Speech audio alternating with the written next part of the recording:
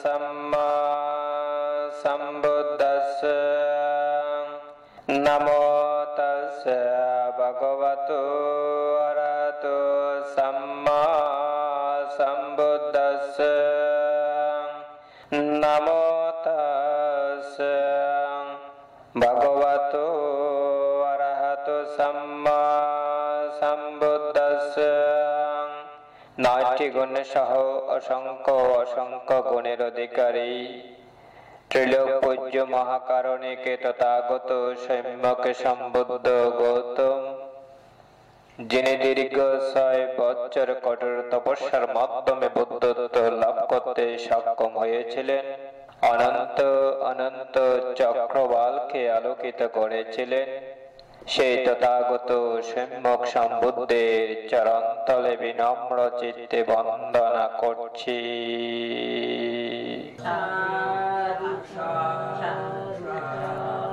আজ 25শে মার্চ 2017 ইংরেজি এই পুণ্যময় অনুষ্ঠানে উপস্থিত আমার অনুজ ভিক্ষুর প্রতি মাতৃময় আশীর্বাদ প্রদান করছি এবং উপস্থিত নির্বাণকামী সদ্ধর্মবান উপাসক উপাসিকা বৃন্দ সকলকে আমি আমার অতীত জন্ম জন্মান্তরে সঞ্চিত দানময় পুণ্য, শিলময় পুণ্য এবং ভাবনাময় পুণ্য রাশি জগতের কল্যাণ সহ আপনাদের সকলের নির্বাণ প্রাপ্তির হেতু হোক এই কামনায় বিতরণ করছি।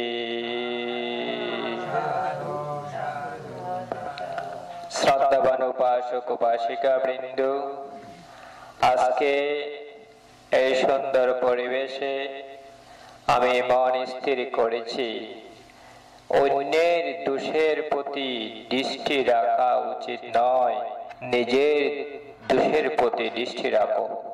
তৎপ্রসঙ্গে দেশনা করব বলে মন স্থির করেছি। ভগবান বুদ্ধ ধর্মপদে 50 নম্বর গাথায় বলেছেন, না পারে সাঙ্গ বিলোমানি না পারে সাঙ্গ কথা কথা আত্মানো বিখিয়া কথানি আকথানি সতি। অর্থাৎ অন্যের দোষের প্রতি অথবা অন্যের কৃত ও অকৃত কার্যের প্রতি দৃষ্টি রাখা উচিত নয়। কৃত মানে সম্পাদিত, নিজের কৃত ও অকৃত কার্যের প্রতি দৃষ্টি রাখা উচিত। আমাদের সমাজের মধ্যে আমরা অপরজনের দোষ বেশি দেখি, তাই না? নিজের দোষ কিন্তু আমরা সহজে দেখি না। তাই ভগবান বুদ্ধ এখানে বললেন কি, প্রথমে নিজের দোষ দেখো, অন্যজনের দোষের দিকে দৃষ্টি রাখা উচিত নয়। শ্রদ্ধাবান উপাসক উপাসিকা বৃন্দ, ভগবান বুদ্ধের সময় শ্রাবস্তিতে এক ধনী মহিলা অবস্থান করছিলেন। এই ধনী মহিলা একজন তপস্বীকে সবসময় শ্রদ্ধা করতেন, ভক্তি করতেন। সেই তপস্বীর নাম ছিল পাতিক, উলঙ্গ সন্ন্যাসী।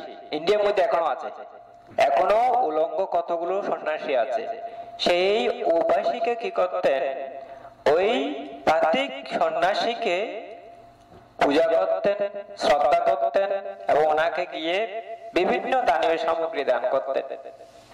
কিন্তু তার বন্ধু বান্ধবী প্রতিবেশীরা সকলে ভগবান বুদ্ধের কাছে জাতবন বৌদ্ধ বিহারে গিয়ে ধর্ম শ্রবণ করতেন। একদিন তারা সকলে এই মহিলাকে এসে বলেছিলেন, ভগবান বুদ্ধ সম্যক সম্বুদ্ধ অফুরন্ত অফুরন্ত গুণ আছে, ভগবান বুদ্ধের গুণের প্রশংসা করেছিলেন। তখন এই মহিলা ওনার সন্ন্যাসী মানে যাকে তিনি ভক্তি করতেন, শ্রদ্ধা করতেন, ওনার কাছ থেকে জিজ্ঞেস করলেন, আমি কি ভগবান বুদ্ধের কাছে যেতে পারি? কিন্তু ফাতিক অনুমতি দেননি, না ওখানে যাবে না।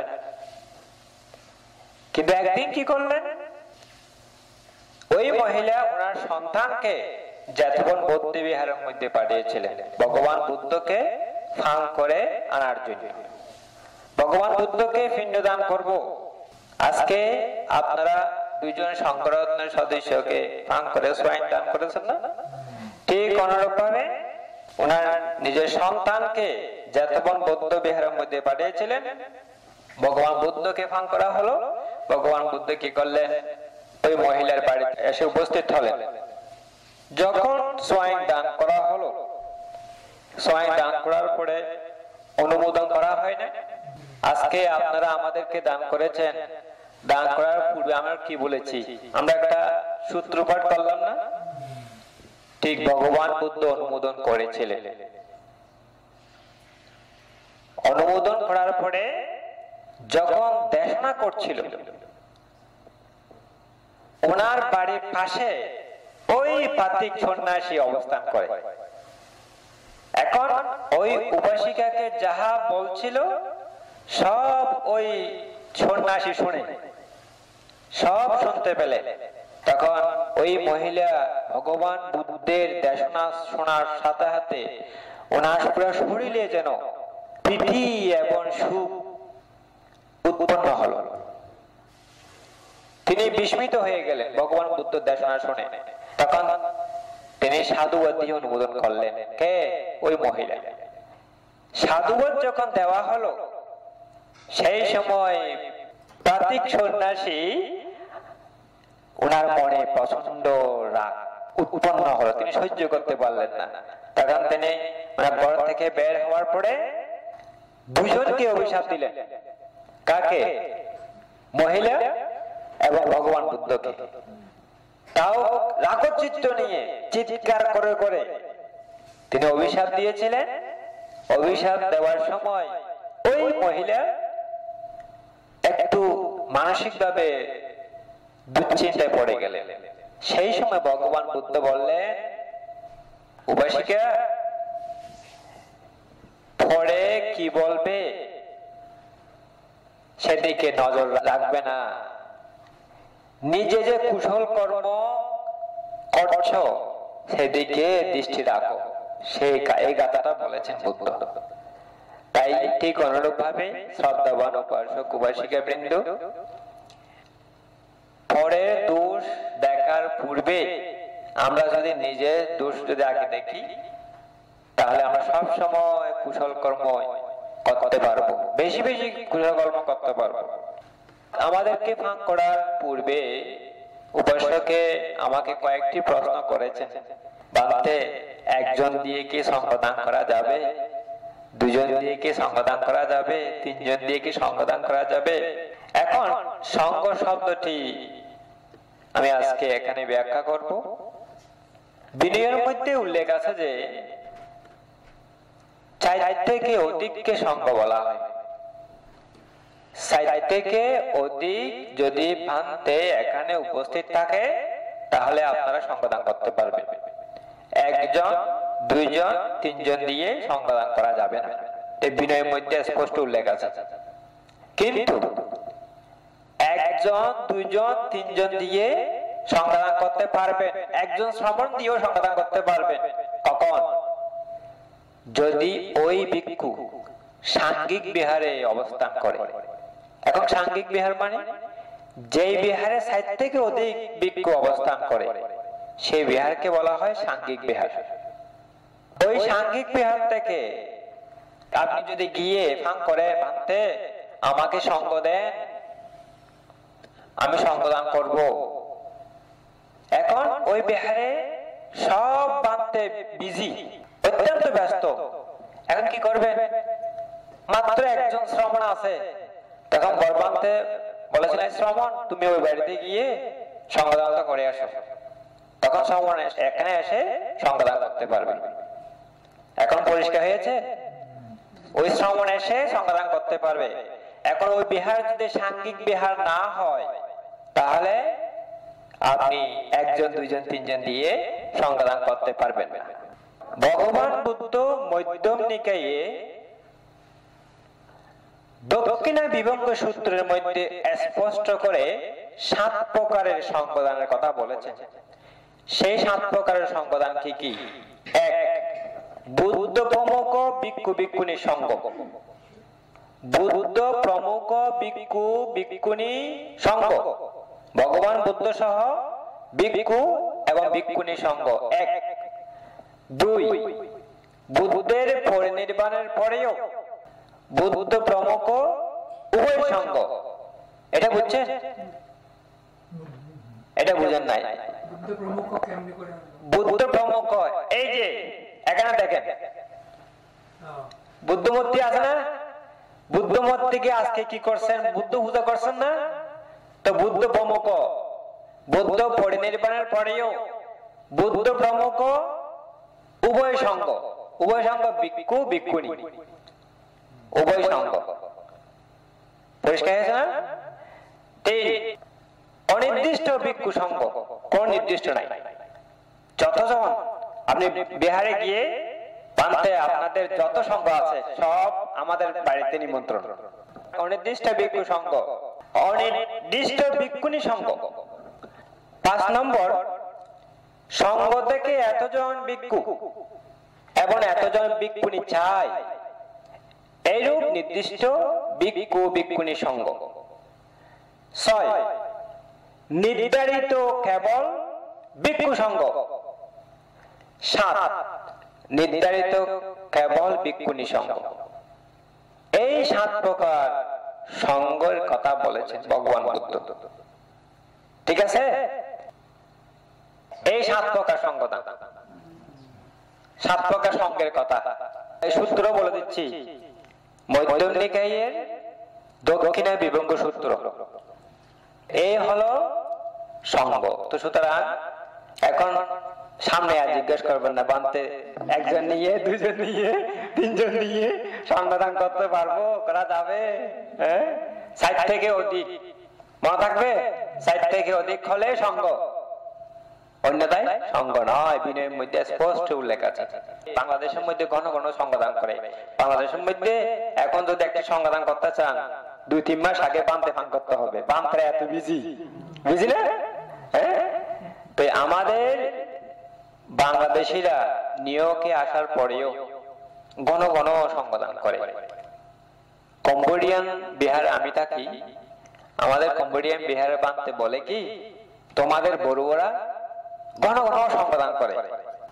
সঙ্গদান করাটাও মহা চেতনা লাগে। এখন সঙ্গদান শুধু করলে হবে না।